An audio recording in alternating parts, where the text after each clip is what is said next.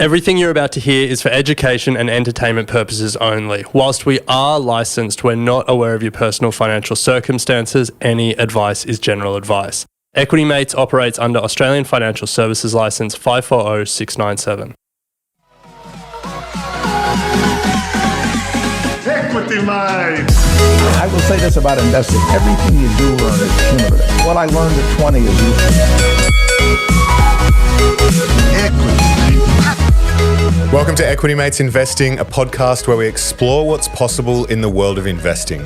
If you've just joined us for the first time, a huge welcome. My name is Bryce, and today we are discussing our portfolio moves. We have Europe's answer to the Magnificent Seven and a community question on compounding. To chat through it, as always, I'm joined by my equity buddy, Ren. How are you? I'm very good, Bryce. Very excited for this episode. As we like to talk about here at Equity Mates, over the long term, markets grow. And there's no better example of this than the Magnificent Seven growing into the Magnificent 11. Nice. And if people aren't sure what the Magnificent 11 is, stay tuned for the second segment. God. Because that's Europe's answer to that Magnificent Seven. The Magnificent Seven, yeah. They do have an acronym that was coined by Goldman Sachs. We'll get to that. Now, before the show kicks off, Ren, I have a big favour to ask from the community. Oh, good. Not from me. Not from you, Okay, no. great. From the community. We've done a lot of work over the last sort of 6 months with some new concepts and new segments that have come in. Pimp My Portfolio, Book Club is back, industry deep dives are coming, and we really sort of thank you for everything that you have given us in the community survey.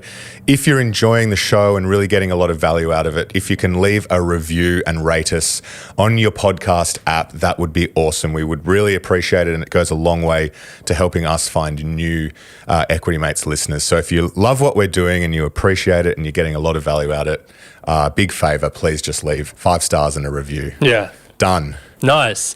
So first segment here is all about portfolio moves, and you've really been making more moves than I have. So over to you. This is something that we've been talking about offline for a bit. Fairlight? Fairlight, yeah. Okay, so for context, Fairlight Asset Management is a small cap manager here in Australia. They have come on the show a number of times. We've spoken to Nick Cregan probably twice. Couple of times, and then Will Dowd.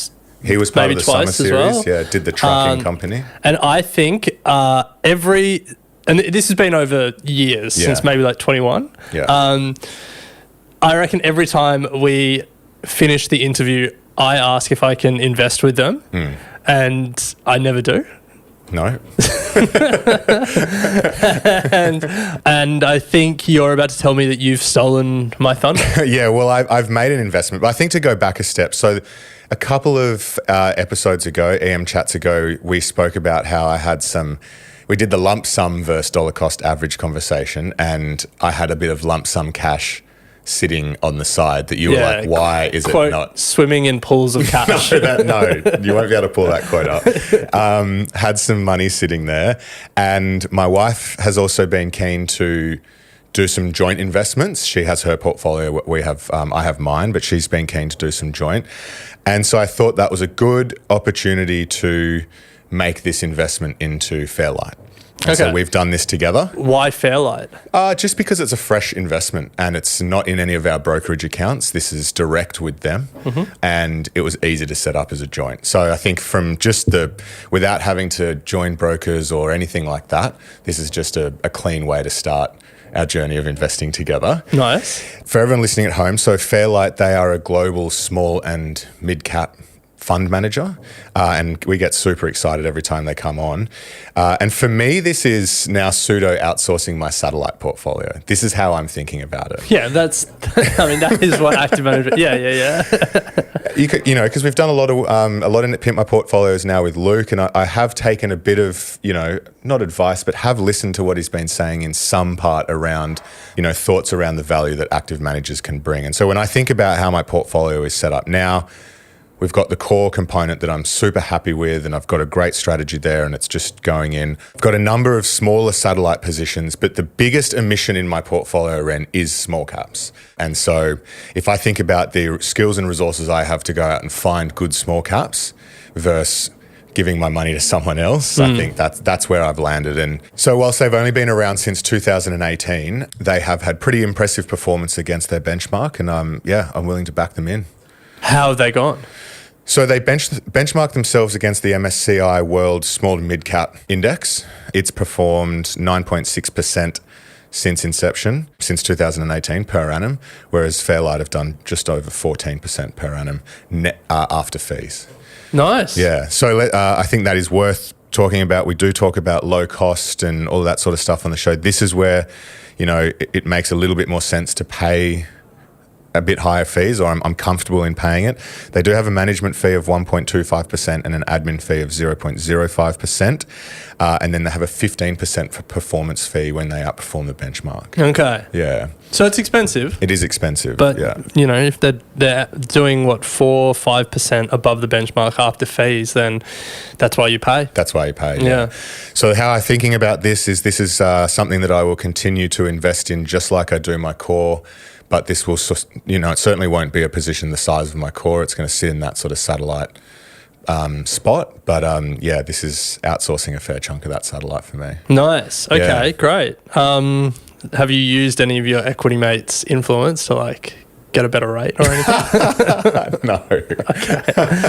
TBC. Should have, yeah. So I can see here you've had a look at some of their top holdings, and I think the reason that I always get really excited when we speak to the guys from Fairlight is they always bring interesting companies that I haven't heard of. And for me, that's a real hallmark of, people who are doing different work or more work or are living in different circles and researching in different ways. And that's really what you want when you've got an active manager. You want a different view of the world or a different opportunity set. Yeah, I don't want them buying things that I could otherwise do myself. Yeah, if their portfolio is Nvidia, Spotify, and Facebook, it's I know those companies and I could buy them. Exactly. And that never was that more clear than when Will Dowd joined us in the summer series, and he spoke about Landstar Trucking, a company that I'd never heard of, but a really interesting one. So tell us about some of the companies in their top 5. Their top position is a company called Auto Trader Group. They're an online marketplace for car buyers and sellers. I'm pretty sure he came on and spoke about that a couple of years ago. Mm-hmm. The second one we've spoken about on the show before is Constellation Software. Oh, so when we say we're really stretching the definition of small caps here, aren't we? Oh, so they invest in anything from 500 million to 30 billion. Market cap? Market cap, yeah. And what's Constellation? I think we're somewhat skewed here in Australia with our views on small cap. Hold on. Constellation is 76 billion. Oh, that's interesting. Well, on their website it says 500 million to 30 billion. Maybe it's from initial investment. I mean, it's US, so this would be 76 billion Canadian dollars. So let's go to USD. Still 56 billion US. Maybe it's from the time of investment. Maybe that's their universe. Maybe they're letting their winners run. They're letting it run. Well, Will or Nick or anyone from Fairlight, if you're listening, I'll send in an email and come back to it on that one. Sure. I'll have an answer because it's a good question. But yeah, their universe is, they say on their website, 500 million to 30 billion, and they invest in 30 to 40 stocks. But to close out their top 5, they have a company called Diploma PLC. When I looked it up, it was just a classic. All they do is supply specialized technical products and services. So, yeah. And then Gartner and Scout24, so IT consulting and another online marketplace, make up their top 5. So of the 5, I've only heard of 2 of those. Yeah. Yeah. I think the interesting thing is a British stock, a Canadian stock, a British stock, an American stock, and then I think a German stock. So one US stock in their top 5. Love to see it. Yeah. Love to see it. So, yeah, looking forward to you're going to make some moves, I assume. Yeah, look, I think this is probably the impetus for me to actually sign up. It's always just the admin heavy load. Well, yes, this has been administratively light, which is nice. It was all online. You did have to upload some documents. Well, not even. You just type your doc numbers in and it did all the verification online. Okay. And away we went. Yeah, nice. Yeah. But you still have to upload a signature. Yes. Yeah. But I just did it on the page and took a photo. Yeah, okay. Yeah. Because that's the thing. You still need to sign in wet ink. Yeah. Nice. Can you track? Are you going to track it through ShareSite? Are you able to do that? Yeah, you It's got that functionality. Yeah, ShareSite does. You can. So you just get the unit price from the guys. Oh, so you got to do it manually, but yeah. TBC, I'll come back with that next week. Yeah, because ShareSite does have the ability to track this stuff. Usually it's like the M funds and those sorts of things. So I don't know. It was able to do everything through Equity Builder. So I'll find out all of the products through Equity Builder. Yeah. Nice. Well, look, that's obviously nothing in this show is financial advice, as our disclaimer at the very front says. And, this is a move that Bryce and Harriet have made based on their financial circumstances, the pools of cash that they're swimming in, and their specific life stage and goals. So not a buy, hold, or sell. Yeah, but it's an interesting one for you to bring to the table. And I think if there's any actions to take out of this, it's to go back and listen to our previous interviews with the guys from Fairlight, because they're some of our favourite conversations. We'll include the Landstar one in the show notes. But yeah, just search Equity Mates Fairlight. So next stop, private equity. Oh, really? I'd love to. Don't know how. Going to have to bring some people on the show to find out. Well, yeah, okay. I know there are a couple of fundies now who have achievable minimums in their funds. So you'd prefer to put your money into a fund rather than put your money with in the management company? As in like a KKR or something? Yeah, because a lot of the big ones, Blackstone, KKR, Apollo, they're all listed over in the US. So you can just buy their equity. TBC. I think I wouldn't mind a fund. Okay. Yeah. Yeah, what's your minimum? Your minimum is going to be at least like 50 grand. I know Schroders have one that's 20. But like the question that, and like this is coming as an uneducated position. Yeah. But the ones with the lower minimums, do they also have lower asset quality? Yeah, of course. Like, as I said, the superstar PE funds don't mess around with us because they go to like the endowments and the institutions, and they're the ones that buy Sydney Airport. As I said, that was a super fund, but you know what I mean. It's a next stop. So a lot of DD to do from here. But I think it's something I want in my portfolio. I would love, and this might exist, I would love just an ETF that just owned all the publicly listed private equity players in equal weighting. Just one purchase and you got like 20% each in the big five. Done. But do they actually perform well if you're like from a listed point of view, or is it? Yeah, they do. They do? Well, do you know what I mean? Like, the returns. Put it this way: Blackstone's up 263% in the past 5 years. Yeah. Okay. Oh, sorry, not good enough for you. Nah. KKR's up 318% in the past 5 years. But, okay. Is that their fund? Like, that's the stock price, but relative to fund performance. Apollo up 293% in the past 5 years. Yeah. Okay. It's all right. But you know what I'm asking? You know what I'm saying? It's like, what's the underlying fund performance in that same period? Yeah, well, I'm sure there are some funds that have done better, but I'm sure there are other funds that have done worse. Because, like, unlike equity funds where if there's multiple funds, they're probably all investing in, like a classic example, Magellan had a high conviction fund and a global fund. The overlap between those two funds was pretty high. It's just that the high conviction fund was their best 12 to 15 ideas. The global fund was their best like 30 ideas or whatever. Yeah. Whereas in a private equity fund, each vehicle is buying completely different assets. Yeah. They're buying a whole company in one fund, then they raise the next fund and it buys completely different assets. Yeah. So the discrepancy between funds is going to be a lot higher in private equity than it is in public equities. Okay. So that's me completely avoiding answering your question, but saying I reckon there would be a range. And I reckon the performance of their public, of their management company's equity would probably be in the midpoint of that range. Yeah, yeah. All right, we'll take it on notice because that's the next thing I want to be. No, don't take it on notice. BetaShares, Global X, Vanguard, and iShares. Why don't you make a private equity ETF that we can just invest in? Yeah, true. There you go. Let's get it done. Anyway, Ren, that's it for portfolio moves. Let's move on. All right, Bryce. Well, we said at the start of this episode that we're done with the Magnificent 7 and we're all in on the Magnificent 11 now. So we first heard about these companies when we spoke to JP Morgan Asset Management's Kerry Craig. Yeah.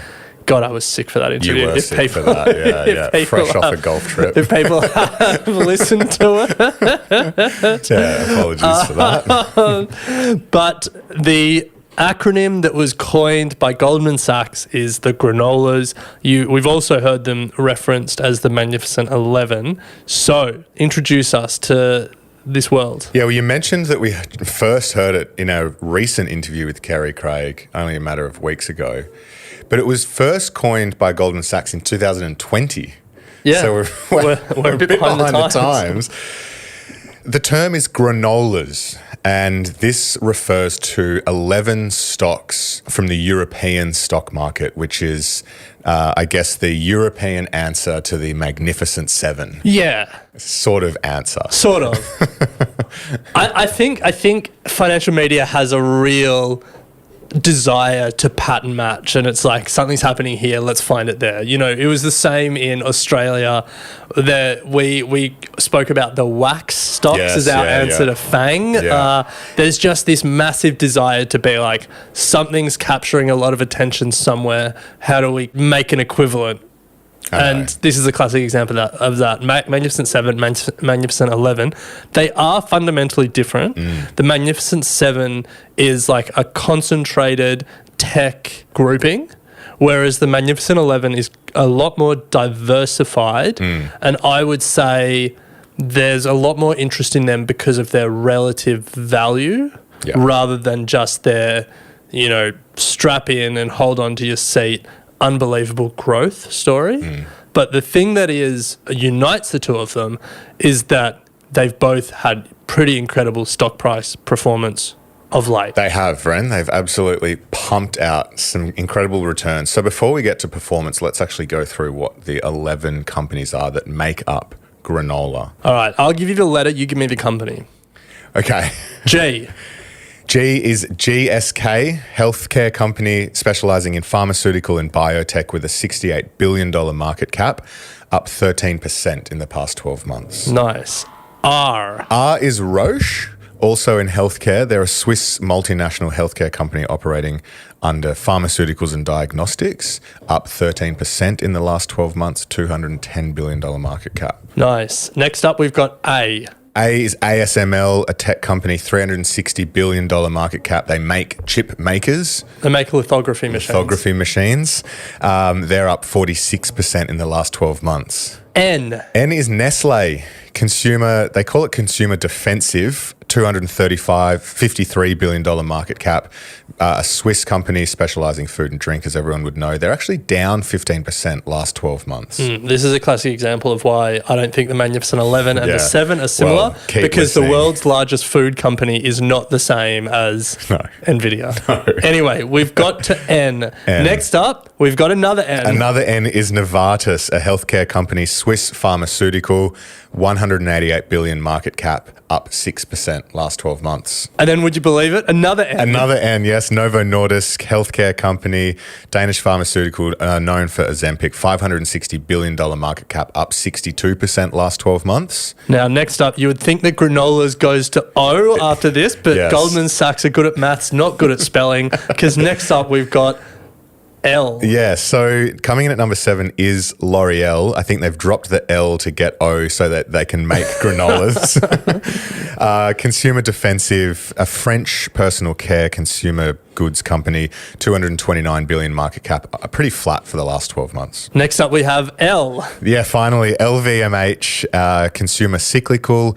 They're a French luxury goods company, up market cap of $410 billion, down 4%. And now we've got A. Yes, AstraZeneca, healthcare, British-Swedish pharmaceutical, $165 billion market cap and down 6%. Most known for the COVID vaccines. Yes. Coming in at number 10, we've got S. We've got S, which is SAP, German software company in technology, $219 billion, and the second best performer of the group, up 53% for the last 12 months. Yeah, if people work at large corporates, they probably use their technology to try and book leave, amongst other things. Yeah. And then finally, number 11, we've got S again. Yeah, Sanofi, another healthcare company, French pharmaceutical, $111 billion market cap, down 10% last 12 months. Nice. So that, in Goldman Sachs' estimation, spells granolas. Yep. In my estimation, it spells GRANOLAS. Yes, GRANOLAS. But either way, 11 European companies that span, well, a lot of healthcare,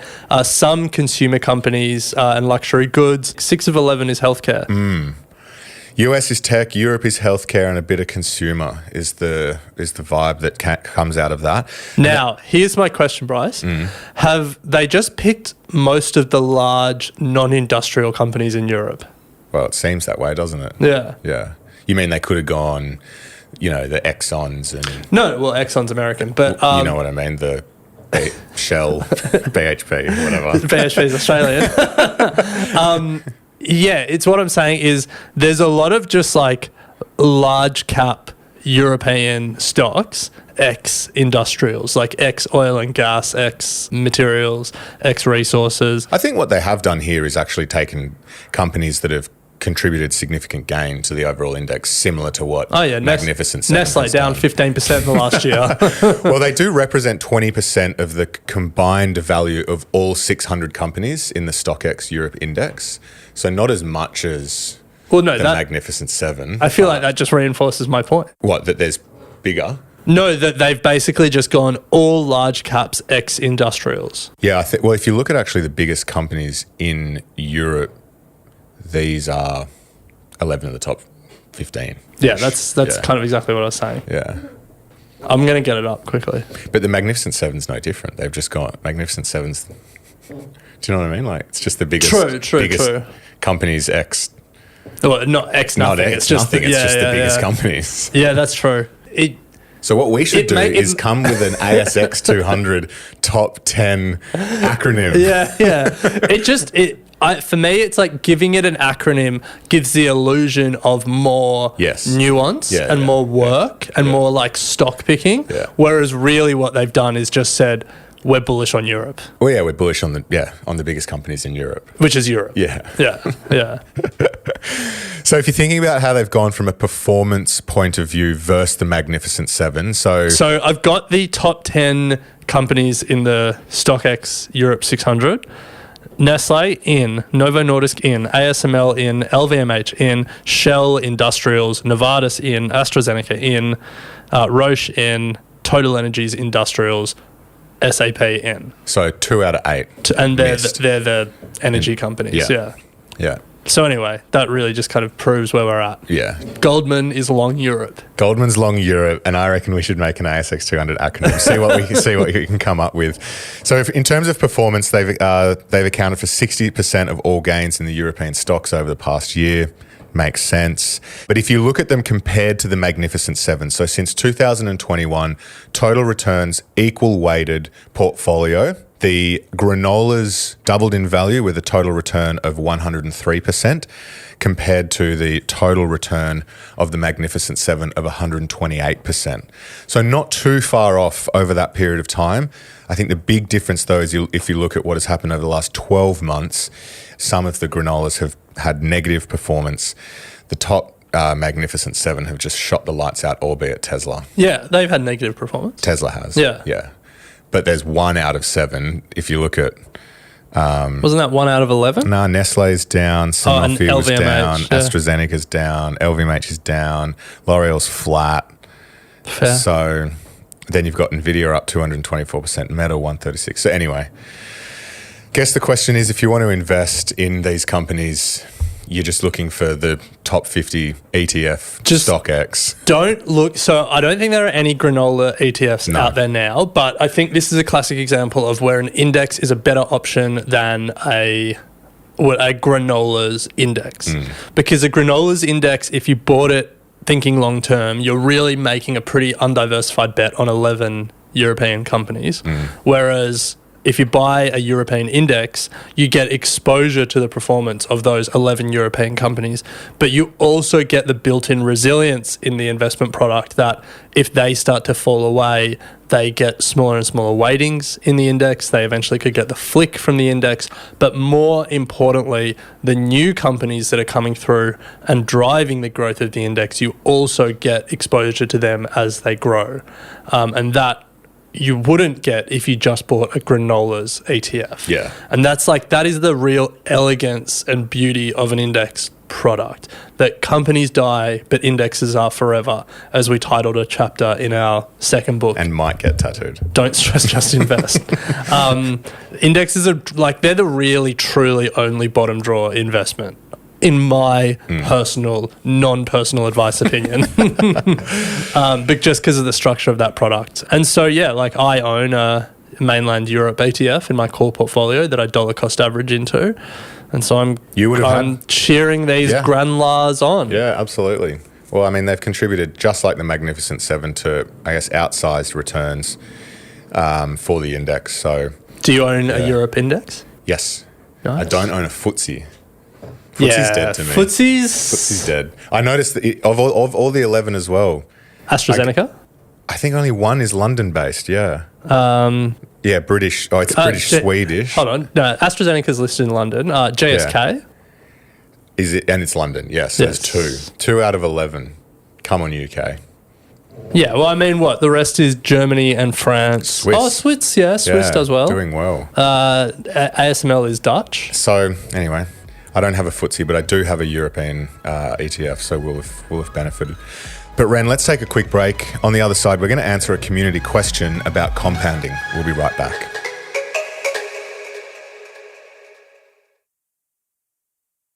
All right, welcome back to Equity Mates. Let's ask the community.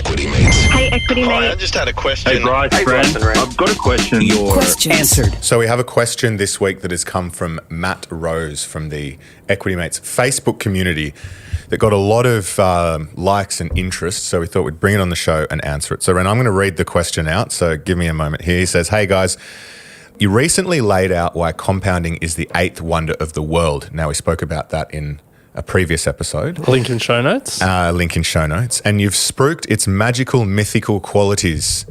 But I was hoping you could talk about when compounding doesn't work, and in those cases, what the trade-off might be. For example, I was fortunate enough to buy Meta at a decent price and have held through the more recent growth. However, due to outside circumstances, I haven't been able to keep a consistent DCA into that holding or dollar cost average. Ignoring for a moment that Meta recently announced a dividend, I would assume that without dividend and without dollar cost averaging, I am not actually experiencing compounding, but just relying on value increase. Is my assumption correct? And if so, what does need to be in place for compounding to occur? Good question. Great question. We had a lot of people comment on that saying, I've been thinking the same thing. You know, I'm not able to consistently put money in and I don't have dividends or reinvestments on. Am I missing out on the 8th wonder of the world? Let's go. Well, I mean, the good news is you're not missing out. Yeah. Conceptually, where we should start is separating compounding and dollar cost averaging, because compounding happens whether or not you're adding to your investment. Compounding happens because your investment grows, and then the year after it grows some more and it grows some more. And a consistent rate of return over a long period of time becomes really powerful because you're growing not just your original investment, but all previous years' returns. And that doesn't need to be cash. So let's use Meta and use really simple numbers. Let's say you put $100 in and it grows 10%. And that then gets to $110.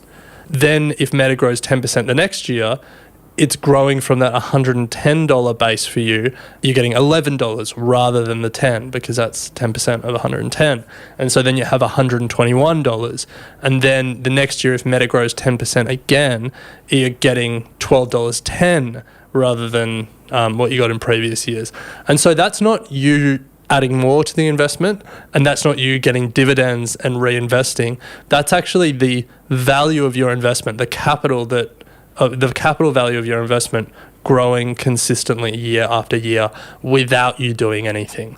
That's the beauty of compounding. Now, you can supercharge compounding by dollar cost averaging and adding more to your investment. If you're getting dividends, reinvesting those dividends, those are all things that supercharge compounding. But don't worry, you're not missing out on compounding if you've just invested some money and not done anything more. Yeah. I think what's also important Ren, is that part of the question was around when doesn't it work, and like, does this apply to any investment? When we're generally talking about it as well, you know, we're talking about it at an index level. We often say, you know, the market return, or if you know, the $100 challenge that we do on Get Started Investing, if you get 8% per year for 40 years, you get 350 grand, you know, those sorts of things. We're talking about that at a market level. Obviously, keep in mind that if you're individual stocks, they can go to zero, and you're going to absolutely get no compounding. So, yeah, sure, but at the same time, individual stocks compound in the same way. Absolutely. Like it's not an isolated thing. It's just that they'll compound at a wide range of growth rates. Yeah. Whereas when we talk about this sort of 8% to 10% consistent growth, that's like the general average across markets for indexes. Yeah. But, you know, like Berkshire Hathaway, Warren Buffett's company, has compounded at about 20% a year for 60 odd years. So everything compounds. Things can compound down as well. Definitely. Like if you have a consistent declining growth rate, then you get very small very quickly. Well, it actually slows as the growth curve. But anyway, let's not worry about that too much. So how's it different for individual companies? Like the principles are the same, but it's then like the rates of growth and fall can be different. And as we actually said in the earlier segment, you've got to remember that companies die, but indexes are forever. So I think the stat is since the 1950s in the US, about 70% of companies listed on the stock market have gone bankrupt, which is wild to think about. But in that time, the index has just powered on and on and on because new generations of companies come to market and keep growing and do well. And that's the difference between expecting compounding out of an index, which is set up to be ongoing, and expecting compounding out of a company, which is, history shows, often finite. So great question, Matt. I hope we've been able to answer it. If you are sitting at home thinking, man, I'm not able to put more money in to accelerate it, don't fear, you are not missing out on the eighth wonder of the world. But keep in mind the beauty of compounding and where the magic really happens is over time and over a very long period of time. That's where things kick in. So just to put some numbers to it, you know, if Matt had put $1,000 into Meta and we are getting that 8% return, no dividends, no additional investments, at the end of the first year, he would have $1,080 in terms of value of Meta. If he left it and it did another 8% at the end of the second year, it's 1,166. End of the third year, it's 1,260. And by the end of the 10th year, you're at 2,159. So you've doubled your investment over the 10 years if it's just compounding at 8% per year. That could assume some years it's up 10%, one year it might go down a bit, but on average, it's gone up 8% per year. So you can see there without having to put anything into it, you are what you would, I guess what people are saying, Ren, is this just seems like a capital gains, which it is, but every year the gain is multiplied because of the capital base that you're starting with each year. Compounding is capital gain. That's what I'm saying. Yeah. But it's the compounding nature of it comes by keeping it in there time and time over a period of time, and it just exponentially grows. Yeah. Now, let me take your worked example and give you another worked example. Meta is up 136% over the past 12 months. Wow. If you put $1,000 in and it grew at 136% a year for the next 10 years, wow, how much money do you think you'd have? $1,000 over 10 grand? Easy. Yeah, definitely over 10 grand. You'd have $393 million. What? Yeah. Well, it's more than doubling every year. Yeah, that's true. So it's like 1 into more than 2 into more than 300 million. That's what it says here. Wow. 1,000 into... Hold on. Is that right? Yeah.